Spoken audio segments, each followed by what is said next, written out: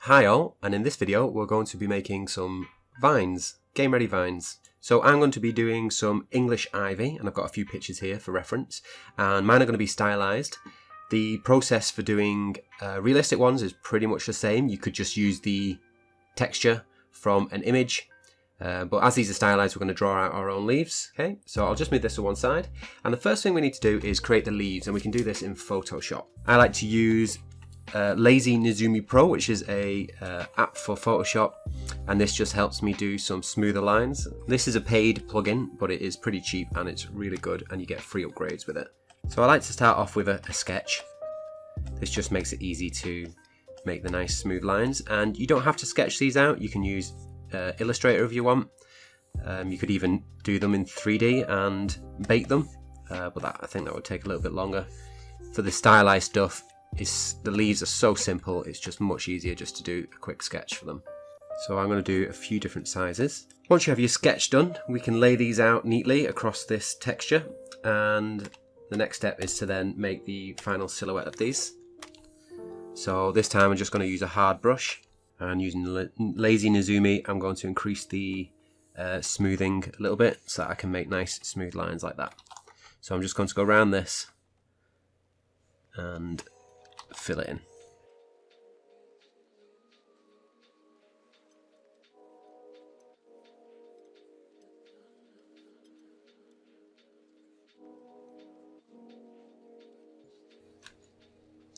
Okay, so once we've done our silhouettes, we can do some small little details. I've got these holes in these leaves. You don't want to do anything too obvious because these will be repeated a lot, and anything that stands out too much will be instantly recognizable as just a duplicate. So I'm going to duplicate this layer and just hide that so that we can come back to that later if we need it. And now I'm just going to go over these and do the base color. So it's going to be a nice green. So what I'm going to do is to hit Control U on the keyboard to bring up my hue saturation. And I'm just going to hit colorize and lighten it a little bit, and then I'm going to shift this to a green.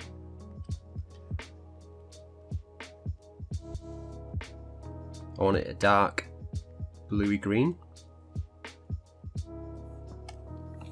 and then using the same color I'm just going to fill out any gaps that have appeared that I missed.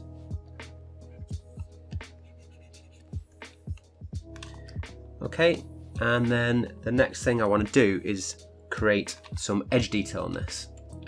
So I'm only going to have one layer of detail on these, maybe a little bit gradient for the stalks. What I'm going to do is just Control and click to come up to marquee the edges, and then on a new layer I'm going to select a lighter color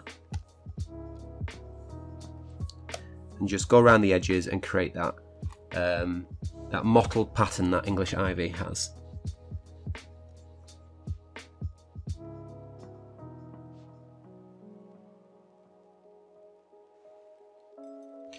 Okay, so what I want to do now is, the reason I've done a few different leaves is because I want them to be slightly different colours. Now you could get away with doing one leaf totally, but I want just a few variations in colours and maybe even a dead one.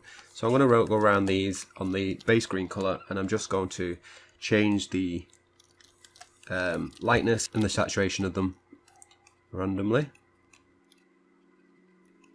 So once I've got these colours changed, I'm going to go to my edge layer that we did, and then I'm just going to change the opacity down a little bit just to show some of that underlying colour through there. Make sure it's not too strong. Now these are really, really simple, obviously. You could do so much more detail on these, but these particular ones are going into a very stylized scene that doesn't have that much small detail. Everything's quite bold when it comes to the textures, so I don't want to go too far with these, or else they'll look a little bit too granular once they're all bunched up. So the only other things I'm going to do is again select the edges, new layer, and I'm going to add some brown for the stalk, and I'm going to do this as a gradient. Get a nice brown, and then I'm going to select a large soft brush and turn the opacity down on that, and then I'm just going to paint these stalks in. And then the last thing I'll do is just add a little bit of gradient change to the edges of the leaf. I'm going to select something light, and again, really big brush, and I'm going to set the opacity right down, can just add a slight gradient change on the top of these. And then I'm going to change the blending layer of that to something like overlay, or maybe lighten. Change the opacity a little bit. And that's all I'm really going to need for this plant. Okay, so now we've got this base color down. I'm going to just create a new background behind the bottom layer, and I'm going to do a gradient for this. And the gradient, I'm going to select the top of the gradient to be green, and the bottom to be more brown. And I'm just going to put that in the back there. Now this just allows a little bit of margin for error. This currently is quite a large texture. It's 2056 by 2056, which is really too big for such a tiny little alpha, tiny little leaf, and obviously that will take up a lot of memory as well. But I like to do things big because it's easy to make things smaller rather than do them too small and need to make them bigger. So I have much more room to work with them being this size. However, when you start to make textures smaller, they tend to get blurry, and what could happen here, if this was a white background, we could end up getting a little bit of the white bleeding through onto the leaf texture, and it could cause a little bit of issues. This just helps diffuse that texture out a little bit in case we do get any bleed. So I'm going to select these coloured layers, and I'm just going to make them into a new group. Just call that base colour. So we can go back to this black layer that we made. I'm just going to duplicate that, and then I'm going to make another layer underneath that and fill that with a solid black. And then I'm going to go back to that top layer, that black leaves, and I'm going to change them to white. Now I've actually lost the holes in this because I made a mistake with that before, so I'm just going to go back to this here, invert the selection, delete that. Okay, yeah, so I've got my holes back there, but you probably won't have that mistake. So this can be our alpha, so again I can group them layers together. New group from layers, call that alpha. So we've got our alpha, we've got our base color, so now we need a roughness map. So I'm going to select the edges again, and then I'm going to make a new layer, fill it with black. Okay, so the next thing I want to do to make this roughness map is to create a mottled grunge layer. So again, I'm just going to make a new layer. This time I'm going to fill it with black. And then with a white brush, I'm going to select some grunge. So I have some grunge brushes here, and I just downloaded these 3 off the internet. You can make your own. You can make them from textures, but if you just type in free grunge brush pack, you will get hundreds of them. And I've gathered so many over the last 10 years. So there's no need to worry about trying to find stuff like this. So this is a really quite a detailed grunge map, but will do as a base because I just want something mottled. I don't want anything this detailed. So with that painted directly onto the black, I can come over here and I can go to filter, blur, and I'm just going to do a few different filters to try and get close to the look that I want. So we really don't need anything detailed, so I think the best bet for me is to just blur this out. And then I'm going to go to filter, and this time I'm going to go to filter gallery, and I think maybe cutout will work well for this, or maybe sponge.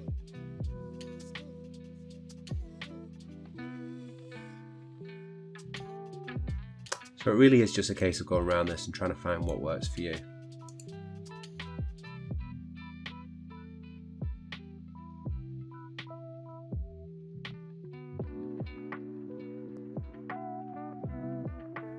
So I think that'll do for this. So I just want to reduce the strength of this, and I'm going to hold Control L on the keyboard to get up the levels. And I'm just going to make it a little bit lighter and then crush some of them highlights a little bit. And that'll do for now, but we can definitely change this after we've tested it in UE4. So I'm going to cut out the leaves from this. So I'm going to Control and click the silhouette of my leaves, and then hold Control and J to cut out that selection, and then I can delete my full map. And then I'm also going to add a black background to this.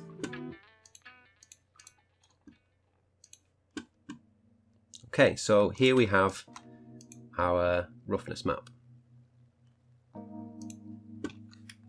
So we have base color, alpha, roughness. What I am going to do though is create a little bit of a subsurface scattering map. To do that, I'm going to actually duplicate the base color this time. Hide everything else. And in this duplication of the base color, I'm going to turn the leaves to more of a yellow. I'm going to reduce the brightness of those edges.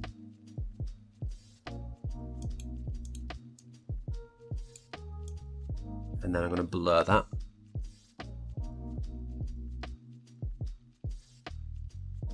And that should make a decent base for the subsurface scattering. And again, we can change this later. So the subsurface scattering will control the kind of the transparency effect that you get on very thin materials like this when the light passes through it. And again, we want to match the background to be something pretty close to what we've got here. We rename that to SSS. Okay, so we have our alpha, our base color, our subsurface scattering, and our roughness. So we can save each one of these out as a PNG. Okay, so it's time to turn these bad boys into a 3D object, and you can do this much like you do grass or any other kind of foliage. So in Maya, we can start off by creating a plane. So I'm just going to drag this out on the grid here, and it's probably worthwhile dropping in maybe the UE4 mannequin to help you guess size for this. Apply a new material to this, so assign new material, and I'm going to go for a Lambert. And then in the color, I'm going to select the checker box and then go down and insert a file. And then select the little file icon and find my leaf alpha. Then I can go up to the top of my viewport and check the textured icon, and then we can see that alpha on there. So we just need to make sure that this UVs of this plane is 1:1. And it almost is. I can just grab this top and snap it to the top of this viewport. So you can see that's now 1:1 with that UV tile. And then we just need to start cutting these out. And we can do that simply by going to the multi-cut tool and just start drawing around these. So it might be worthwhile putting a few cuts in first.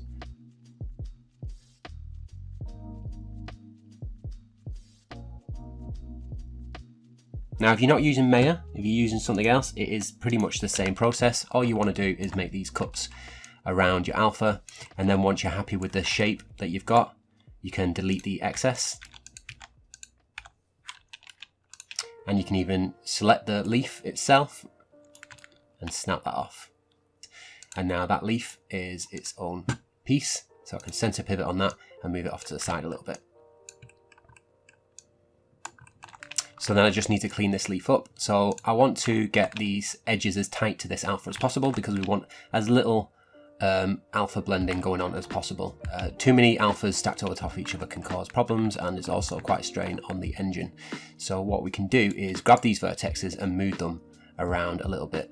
Now if I try to move this now, you can see the alpha actually bends with it. So what we want to do is, if we double click our tool, we can go to preserve UVs, and I think if you're using Max as well, in your tool settings there's a preserve UV there. So every program can do this. I'm just going to neaten this off a little bit, just make sure that I don't clip any of that alpha.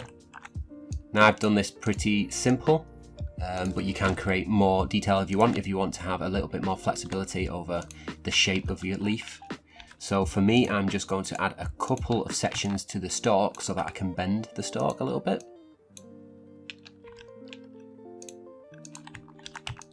And then I'm going to go around and make sure that these are all cleaned up.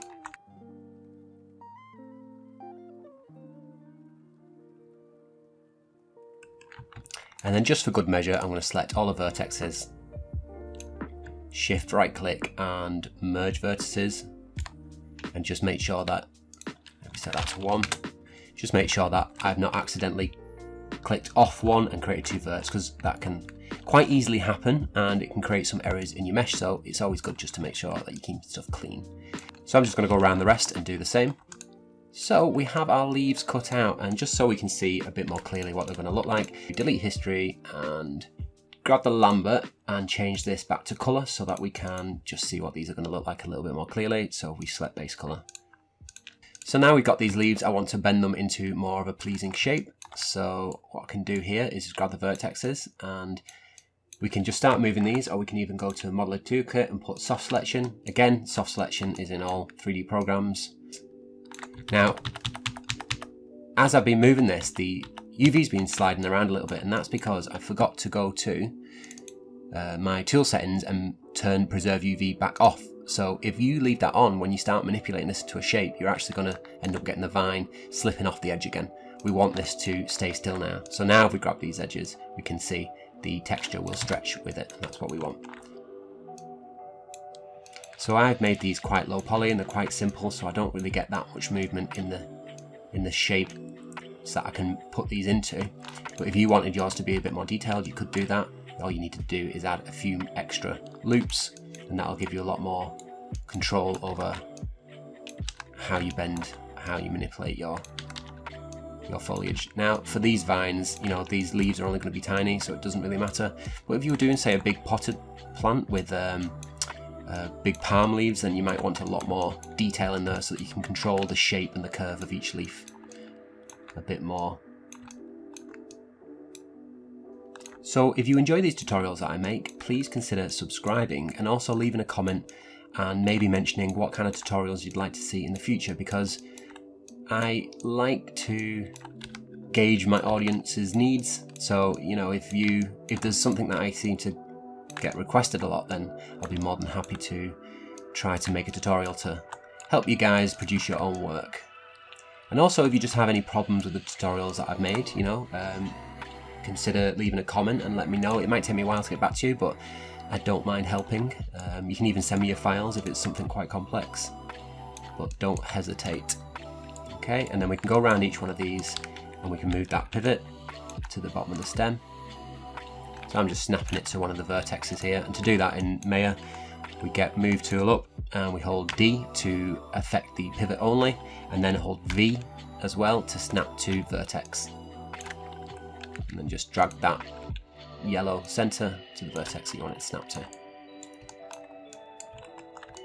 Okay, and then I'm also going to center these to the world. And then I want to change the orientation of these, so I want them facing forwards.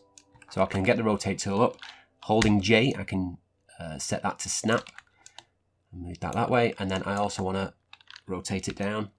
Then I'm going to delete history, I'm going to freeze transformations, and you can do that again by going to the menus here, or if you've got your poly modeling up, you can hit freeze transformations here and delete history there. Okay, so this second part, we need to make the actual stalks for the vines. Now this can be a little bit tricky, and there's many ways you could go about doing this. A good way to do this would be directly into ZBrush using the Z-spheres. You could draw them out using splines and run a pre-made poly across the splines. You could do them like you do pipes. So first of all, I need to get something in place that I can use as a guide for how I want these to sit. Okay, and then I'm going to go into my side view, and then I'm going to go to curves, and I'm going to create a curve here to represent the vine.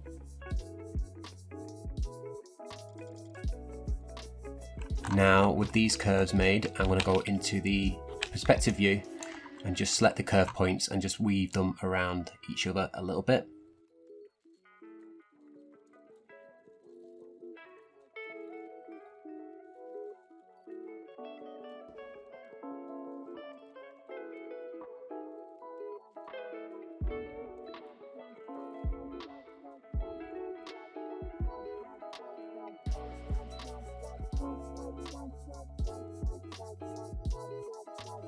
Okay, so once you've got your curves in place, you could extrude a polygon along these curves, or a little bit easier than that is you can select your curves and go to generate and go down to curve utilities and attach brush to curves. So once you've done that, we can select one of these curves and we can go in here, and we've got a few different settings. So in brush profile, in default brush, we can increase the brush width, and we can also go into mesh, increase the tube sections. And if we go across to stroke shape, we can increase the sample density, which is the amount of sections that make up the curve, so we can get that nice and smooth.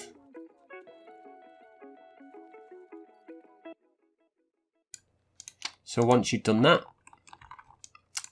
the beauty of this is that we can select our curves again. So if we just go into wireframe mode, we can still select the curves, and if we right click that curve, we can go to control vertex and we can still manipulate that curve and the polygons will update with it. So this allows us to do any fine tuning.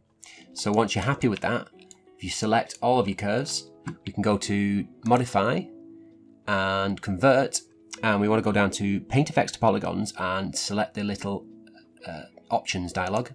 And in this, we want to make sure that quad output is turned on. By default, it's off, and that means it will create triangles. We don't want triangles.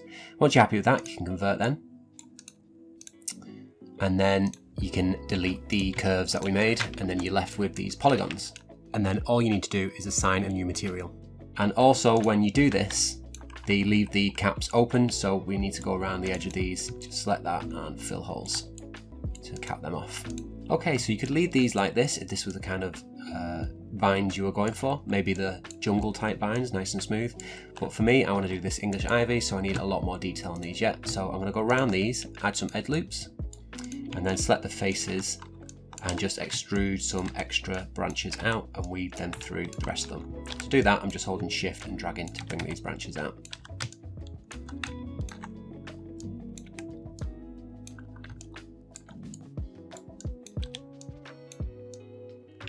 So I'm just going to go around the rest of this and do the same. Okay, so I've created several different versions of these vines here, just using those same techniques, extruding bits out to make them a little bit more complex. Now we could just leave it at this and we could start putting our leaves on them, but I want these vines to be a little bit more jagged, and I also wouldn't mind retopologizing this to make them a little bit neater. So I'll export them all and drop them into ZBrush. So once in ZBrush, I can subdivide these to make them a little smoother. So about subdivision 3, I'm going to go to deformation and just polish these a little bit. Now with Mood Topological, I'm just going to go over all these vines and start making them a little bit more jagged to match the type of plant that I'm going for. And in sections here as well, I'm also using the inflate tool just to bring out some of those areas that have collapsed a little bit after being subdivided. So I don't want anything too thin. I want to try and keep a constant thickness here so that I've got plenty of geometry to work with.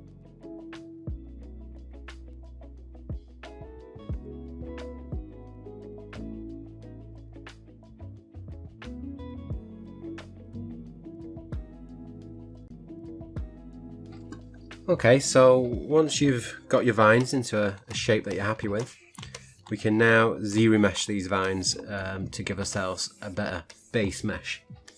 So we want to make sure they're pretty low poly, because these are something that will be duplicated a lot through the scene, so we don't want them too heavy. I mean, you can do this by hand and you will end up with a nicer mesh, but for time's sake, I'm just going to try and do it with Z-remesh. So I'm going to set this down to 1 target polygons and then take a look at that. Okay, so 1's a little bit low. We've actually had some branches chopped completely off here, so I'm going to do that again, a little bit higher. Okay, so that's pretty good. We don't seem to have lost too much detail, and these branches are pretty low resolution. So if we soften the normals and Maya, these should look pretty good. Okay, so one thing we want to do before we export this is we want to go to Z plugin and go to UV master and unwrap these. Now we won't be texturing these with that unwrap, but we will use those as the basis for the light map. So now I'm happy with that. I can export that and bring it back into Maya.